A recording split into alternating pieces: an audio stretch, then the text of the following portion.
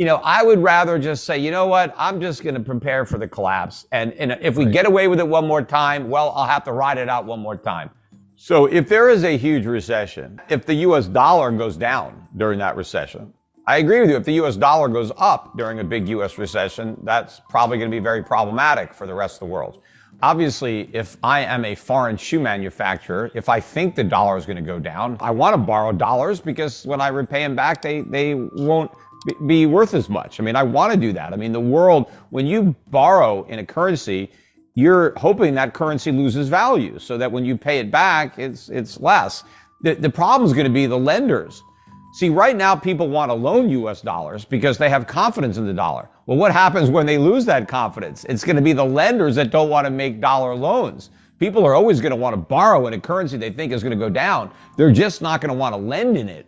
And that's going to be a big problem for the US government because we are the world's biggest borrower. We have to borrow from everybody. And if people don't want to lend to us, and I don't think they will, not at an interest rate that we can afford to pay, more and more of our enormous deficits are going to be financed by the Fed. I mean, the Fed's going to have no choice, politically speaking, but to crank up the printing presses. So for all this talk about quantitative tightening, they are getting ready for another round of quantitative easing because that is the only way to politically finance $3 trillion deficits or whatever they are. I mean, and we have these huge deficits. Supposedly we have this great economy and we still have $3 trillion deficits. Where are they going to go in the next recession? 5 trillion, 6 trillion? And where is the government going to get all that money? They're not going to raise taxes on the middle class. They're not going to cut Social Security or Medicare. So the Fed is going to have to print up all that money. We're going to have to print far more money in the future than we have in the past. And we're not going to get foreign central banks to do our dirty work. The Japanese, the Chinese, the Saudis, whoever, they are not going to buy up U.S. treasuries. The Fed is going to be the buyer of only resort. They're not going to want them because I think they're still able to get away with the transitory narrative. They're still saying that what we're seeing is COVID related, it's Putin related, and so they're acting as if nothing has changed. There is a point in time where the public is not going to buy those excuses anymore. And, you do still have some old school central bankers in Germany in the Bundesbank.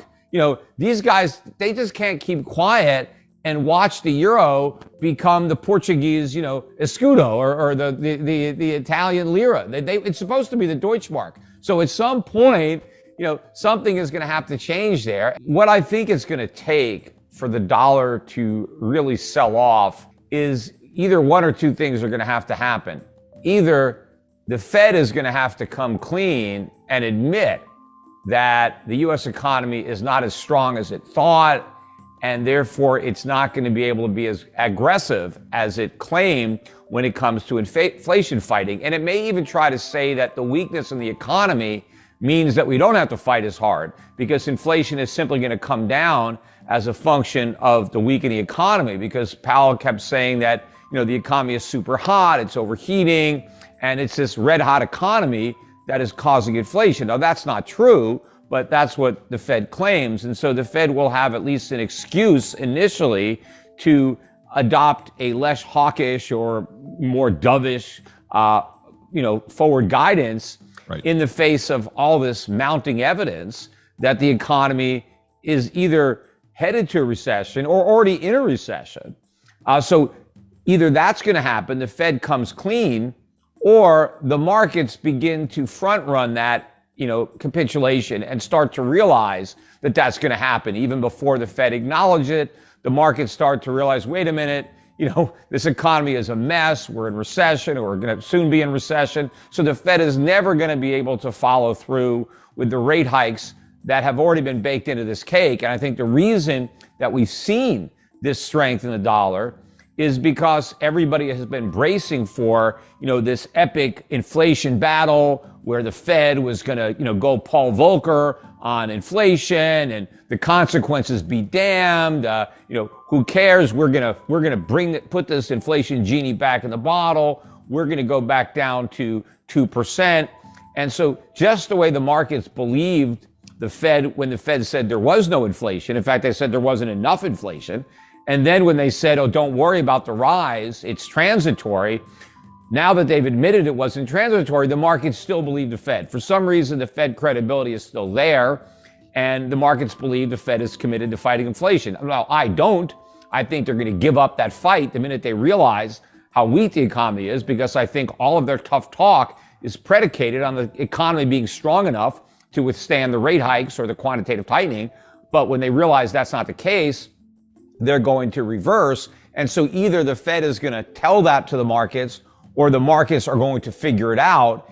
And that's when the dollar really starts to fall. But what I think is the nail in the dollar's coffin is when the Fed turns its attention to the economy and starts to stimulate the economy, even though inflation has not returned to 2%. And in fact, I believe that the next recession will be a catalyst for an acceleration of inflation as the Fed prints more money to try to prop up the economy. And we're going to get the economy falling at the same time inflation is rising. And that means unemployment is also going to be picking up dramatically. You know, the Powell was talking about how he had this great labor market, the greatest he's ever seen. That's a great contrarian indicator that the labor market is about to fall out of bed and we're about to see a big problem. So I think the same thing with the Fed. They think this labor market is so strong, it's an accident waiting to happen.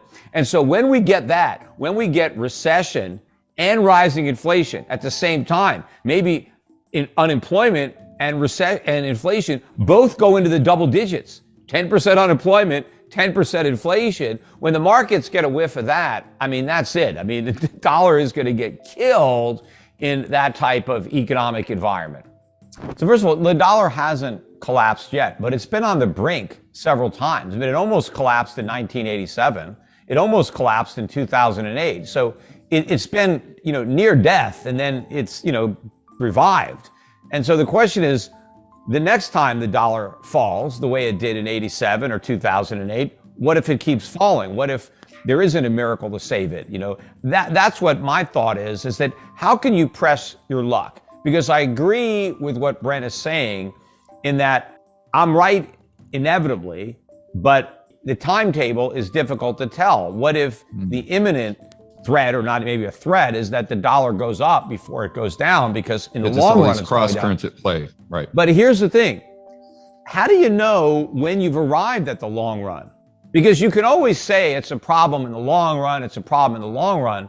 So that means eventually you're in the long run, except when you're in the long run, you still don't know you're there, right? You still say the same thing. It's a problem eventually. So at some point, somebody who thinks it's a problem in the future is going to be surprised because they've arrived at the future, right? There is no more can caking, because I'm sure it's not going to be, we're going to get to the point where it's a crisis. And then all the people who have said, hey, it's only a problem in the long run, they're not going to suddenly say, yep, it's a problem right now.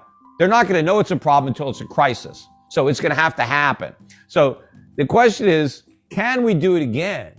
The enormity, knowing that every time we have to go back to QE, we have to do it bigger than the time before, and because the problem is so much bigger, right? We have a much bigger drug problem, so we need more drugs. Can the U.S. get away with it yet again, given how big the numbers already are, how large the deficits are, how large the Fed's balance sheet is, how screwed up the economy is? Can we up the ante again and expect the rest of the world, given all the problems that the rest of the world has, to finance it again, to step up to the plate and loan the U.S. enough money to let us get away with it one more time? I just don't want to make that bet. I realize, yes, that's the trend. We've been able to get away with it all this time. So let's, just roll the dice and assume that it happens again.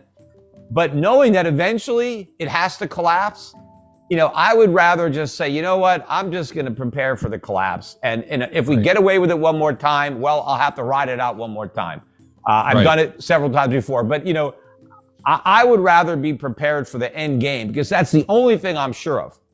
The path, it's difficult. What would get me to change my mind? I don't think I can change my mind, because I know I'm right. But it's possible that Brent is right, and that before the dollar crashes, it has another big rise. Now, let's say all of a sudden the dollar crashes, and now this country doesn't sell us its stuff anymore. The stuff stays there. Well, somebody in that country is going to buy that stuff. They're not going to just, drop it into the bottom of the Pacific Ocean. The stuff's going to get sold. It's just that it's going to be somebody in that country that's going to get it instead of someone in America. Now, the people in America that used to get all this stuff, we're not going to get that stuff anymore. We're just going to have our dollars. But what are we going to buy with those dollars? Nothing, because they don't have any value. So I would rather have a bunch of stuff that I can use that makes my life better than more paper that I can't use and doesn't do anything to make my life better. I mean, the countries that get to keep their stuff are going to be in much better shape than America that gets to keep its worthless paper.